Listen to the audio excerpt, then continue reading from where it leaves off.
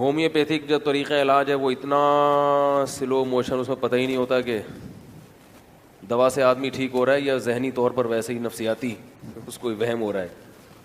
ہوتا ہے علاج لوگوں کا. تو یونانی طریقہ علاج رہ جاتا ہے.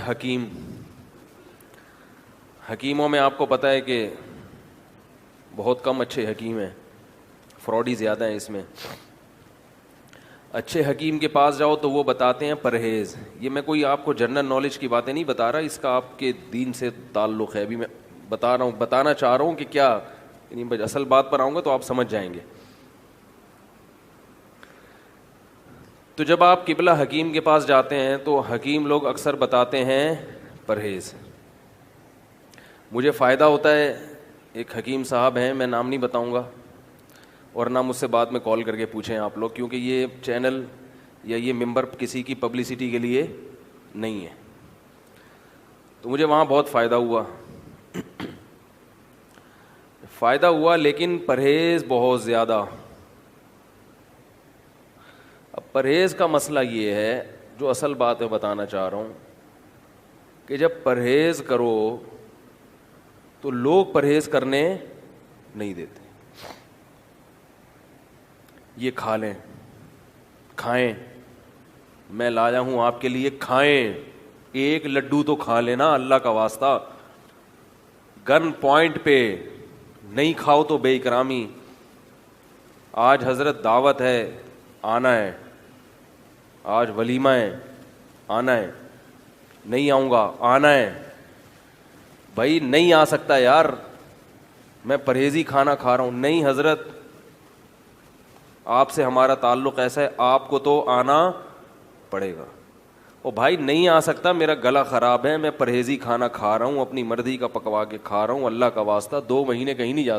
نہیں حضرت یہ تو ہو ہی نہ، کہیں نہیں جائیے گا آپ، بس آ جائیے گا ہمارے ہاں، تھوڑا سا کھا لیجئے گا. پھر گئے، کھا رہے ہیں. پھر تھوڑا کیا ہوتا ہے، جب بھوک لگے گی تو آدمی تھوڑا تھوڑی کھاتا ہے، جتنا چاہتے اتنی کھاتا ہے. کیونکہ اب یہ بھی نہیں ہو سکتا کہ گھر سے کھا کے چلے جاؤ اور بولو بس میں شرکت کے لیے آیا تھا. نہیں، کچھ تو لینا، کچھ تو کھائے نا. تو میں آپ سے جو اصل بات، میں دعوتوں میں جاتا نہیں ہوں، بہت کم دعوتیں ہیں جو میں بہت ہی کوئی کلوز ہو، کوئی قریبی ہو تو کر لیتا ہوں اٹینڈ. لیکن پرہیز کی ایسی کی تیسی ہو جاتی ہے. تو میں اس لیے یہ عرض کر رہا تھا کہ جس آدمی نے یا کوئی بھی شخص کوئی بڑا کام کرنا چاہتا ہے، اسے پھر بعض مرتبہ لوگوں کے ساتھ بد اخلاقی والا رویہ رکھنا پڑتا ہے، جو میں اصل بات آپ کو بتانا چاہ رہا ہوں. سمجھ رہے ہیں بات کو؟ لوگ پھر اس پہ بد اخلاقی کے طعنے دیتے ہیں کہ مولوی صاحب اپنی چلاتے ہیں، ہماری بولو بھائی نہیں سنتے. فلاں حضرت تو ہیں، ان کو تو بلاؤ تو چلے جاتے ہیں. نبی صلی اللہ علیہ وسلم تو دعوت میں چلے جایا کرتے تھے. بھائی نبی صلی اللہ علیہ وسلم کے دور میں یہ نان اور یہ بریانے تھوڑی ہوتے تھے. آپ کی جو خوراکیں ہیں کتنی سادہ تھیں. اور ایسا بھی نہیں ہے کہ ہر وقت آپ کو کوئی بھی کہیں سے لے جا رہا ہو اور آپ چلے جائیں. سادہ دور تھا، منع بھی لوگ سادگی کے ساتھ کر دیا کرتے تھے، اگلا مان بھی جاتا تھا. دیکھو نبی صلی اللہ علیہ وسلم کی کسی صحابی نے دعوت کی، میں بتا رہا ہوں کیسا بے تکلفی کا دور تھا. کوئی نہ کسی کو ٹینشن دے گا، نہ کسی سے ٹینشن لے گا. کھلے دل کے لوگ تھے. صحیح حدیث ہے، آپ صلی اللہ علیہ وسلم کی دعوت کی ایک صحابی نے کہ یا رسول اللہ آپ کی دعوت کرنا چاہتا ہوں. آپ نے فرمایا عائشہ کی بھی کرو، یعنی میرے ساتھ کس کو بلاؤ؟ امی عائشہ کو، جو تمہاری ماں ہیں عائشہ، میری زوجہ ہیں، ان کو بھی بلاؤ گے تو آؤں گا. آج یہ بے تکلفی ہے، آپ کسی کو کہہ سکتے ہیں؟ چلو اگر آپ نے کہہ دیا تو سامنے والا ایک مشکل میں پڑ جائے گا، یار اب منع بھی نہیں کر سکتے، نبی ہیں یا فلاں ہیں. وہ صحابی تھے غریب، ان کے پاس 2 آدمیوں کے کھلانے کی گنجائش بولو بھائی نہیں تھی. انہوں نے کہا پھر نہیں ہے. صحابی نے کیا کہا؟ پھر دعوت نہیں ہے. بھائی پھر نہیں. آج کوئی یہ کہہ سکتا ہے کہ پھر دعوت نہیں ہے بھائی؟ بولو نا. وہ کیا ہے یار اب میں نے اگر منع کر دیا تو حضرت کیا سوچیں گے؟ یار میں ایک کے دو کو نہیں کھلا سکتا.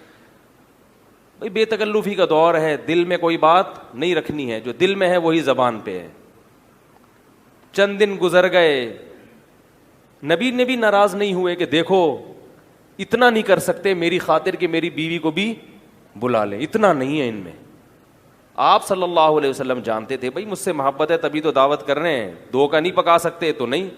اور اپنی بیوی سے اتنی محبت آپ صلی اللہ علیہ وسلم کو بھائی بلاؤ گے تو آؤں گا, جب دو کا انتظام ہوگا تو بلا لینا, جب تک دو کا نہیں ہے تو میں نہیں آؤں گا. تو انہوں نے تو یہ نہیں کہا کہ ہم نے تو آپ سے ہی سنا ہے کہ دعوت کا انکار نہیں کرنا چاہیے.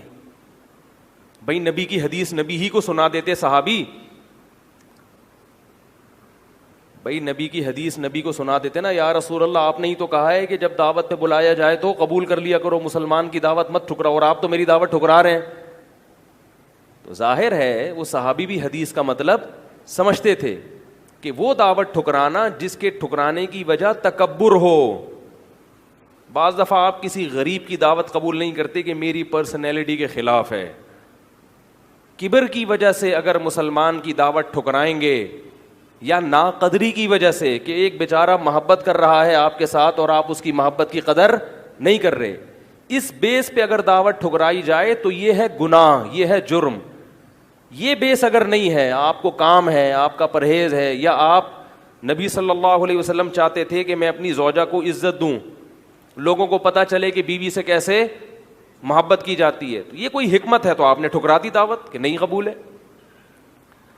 نہیں آ رہی میرے خیال بات, تکیہ کلام بن چکا ہے, برداشت کر لیں یار.